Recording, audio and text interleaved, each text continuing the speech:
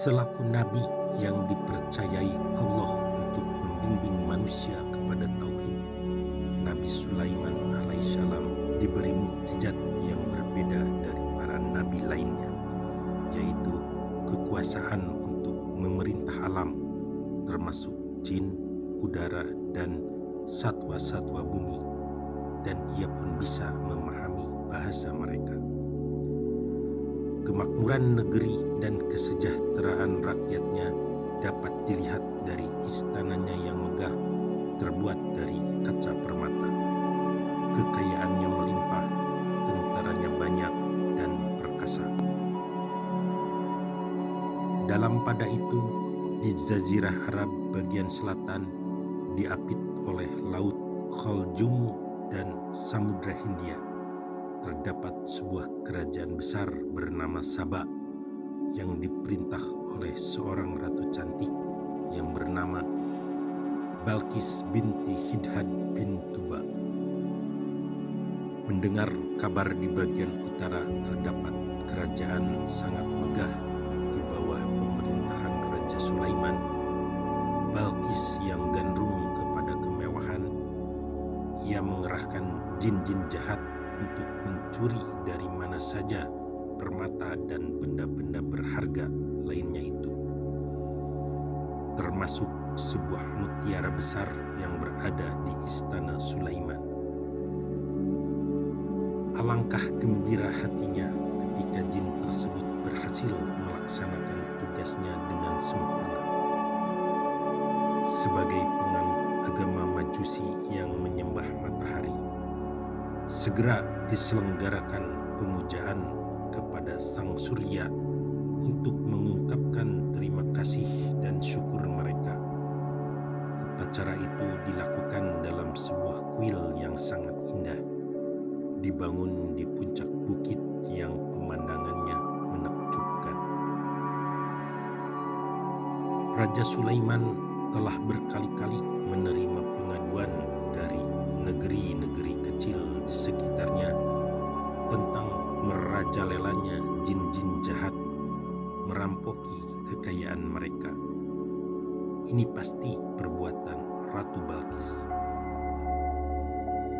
Maka pada suatu hari yang telah diperhitungkan, Raja Sulaiman mengerahkan tentaranya dari berbagai makhluk, manusia, jin, dan binatang-binatang untuk menurut ke arah selatan dengan tujuan menaklukkan kerajaan yang rakus itu. Sesudah mengarungi lautan pasir berhari-hari, mereka melewati lembah semut. Salah seekor semut merah berkata kepada gerombolannya, "Wahai seluruh semut, masuklah buru-buru ke dalam liang masing-masing, agar Sulaiman dan tentaranya tidak menginjak-injak kamu tanpa mereka sadari."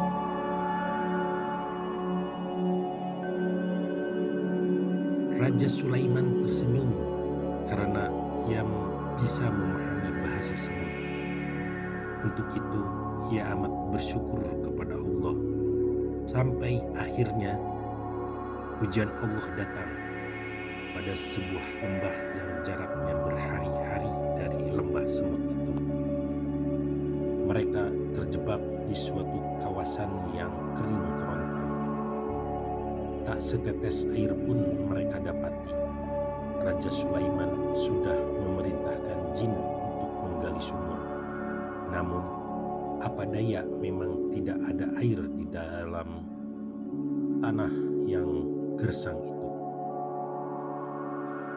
Harapannya kini tertumpu kepada burung hudhud, tetapi ternyata burung tersebut tidak berada di tempatnya. Entah kemana perginya, tak satu pun yang tahu. Tidak seperti yang diduga jelek, ternyata burung hudhud sangat cerdas dan setia. Menyadari Raja Sulaiman dan anak buahnya kehabisan persediaan air, ia terbang mencari wadi yang subur. Di tengah perjalanan, ia berjumpa dengan burung hudhud dari selatan. Mereka saling bertegur sapa. Setelah mengetahui maksud burung hudhud utara, tangan kanan Raja Sulaiman itu sedang melacak mata air. Burung hudhud selatan dengan sukarela menuntunnya terbang ke tempat yang airnya melimpah. Hudhud utara tercengang menyaksikan kesuburan wadi yang diperlihatkan hudhud selatan itu. Engkau akan lebih kagum lagi kalau melihat kerajaan Ratu Balqis yang akan kalian serang itu. Ayo ikuti aku. Kebetulan Ratu Balqis dan rakyatnya sedang menjalankan penyembahan kepada matahari. Setibanya di kuil indah itu, hudhud utara keheranan memperhatikan Ratu Balqis yang ayu sedang memuja matahari dan bukan memuja Allah. Upacara itu dilaksanakan bersama seluruh punggawa dan rakyatnya. Mumpung istana sedang kosong, ayo kita melihat-lihat di dalamnya, ucap hudhud utara. Betul, sebagaimana dibualkan hudhud utara, istana Ratu Balqis amat megah.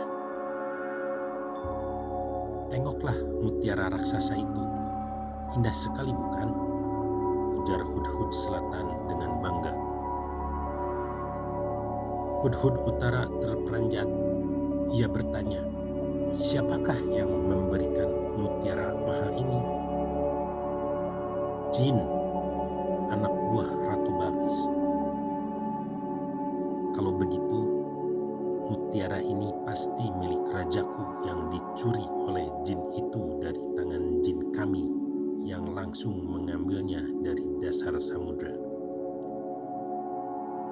Sesudah itu, hudhud utara bergegas-gegas terbang balik ke selatan untuk menghadap Raja Sulaiman. Tadinya Raja Sulaiman akan murka kepadanya, namun setelah dikisahkan semua pengalaman hudhudnya, Raja Sulaiman tersenyum penuh kasih sayang. Jika demikian, bawalah sepucuk surat kepada Ratu Balqis. Sehabis itu, menghindarlah kamu jauh-jauh. Perhatikan apa yang akan mereka perbuat, ujar Raja Sulaiman. Surat yang berisi ancaman itu diterima Ratu Balqis di Balai Rum tanpa menyadari siapa yang telah mengantarkannya. Ratu bingung dan takut. Ia sudah mendengar kehebatan Raja Sulaiman dan tentaranya. Paman Menteri, ditanya kepada wazir. Tidak ada raja yang memasuki sebuah negeri lawan tanpa merusak, bahkan menghancurkan. Aku tak ingin rakyatku sengsara akibat kekeras kepalaan kita. Jelas kita tak mampu menandingi tentaranya Sulaiman. Karena itu, aku akan mengirimkan upeti bagi Sulaiman. Bila kedatangannya sekedar mencari kesenangan dan kekayaan, ia pasti akan menerimanya dengan sukacita. Kalau ia menolak, berarti Sulaiman seorang raja yang teguh pendiriannya dan berwibawa. Untuk raja semacam ini, aku rela menyerah bersama negeriku kepadanya. Bagaimana pendapatmu, Paman? Wazir mengangguk-angguk setuju, karena memang tindakan itulah yang paling bijaksana. Sulaiman betul-betul raja yang agung. Upeti yang berpeti-peti itu diantarkan oleh kafilah yang panjang, ditolak dengan sopan dan dikembalikannya. Maaf, kekayaan ini terlalu kecil dibandingkan dengan keimanan kepada Allah yang Maha Tunggal. Burung hudhud utara yang masih bersembunyi di dalam istana mendengar niat Ratu Balqis hendak menghadap dan menyerahkan diri kepada Raja Sulaiman. ia cepat terbangun kembali dan menceritakan niat ratu cantik kepada junjungannya. Kalau begitu, wahai para jin sekalian, dirikan sebuah istana untuk menyambut kedatangan Ratu Balkis. Dalam tempo semalam, istana itu pun telah siap. Lantainya kualam mengkilat, sehingga dari pemandangan sepintas lalu bagaikan sebuah danau yang airnya amat bening berkilauan. Segera engkau berangkat ke istana Ratu Balkis dan ambillah singgasananya sebelum ratu itu tiba di sini. Perintah Raja Sulaiman kepada jin yang paling pandai. Tugas itu dalam beberapa saat telah berhasil dikerjakan, sehingga pada waktu Ratu Balkis memasuki istana yang bertatap mata dengan Sulaiman, ia terperanjat menyaksikan singgasananya sudah terletak di situ. Bukankah itu singgasanamu, wahai ratu yang cantik? Balkis mengangguk. Engkau tahu apa artinya? Saya datang untuk menyerah kepadamu bersama negeri dan seluruh rakyatku, jawab Balkis merendah. Ternyata engkau seorang wanita yang baik. Maka dari itu, engkau bebas memerintah kembali negerimu.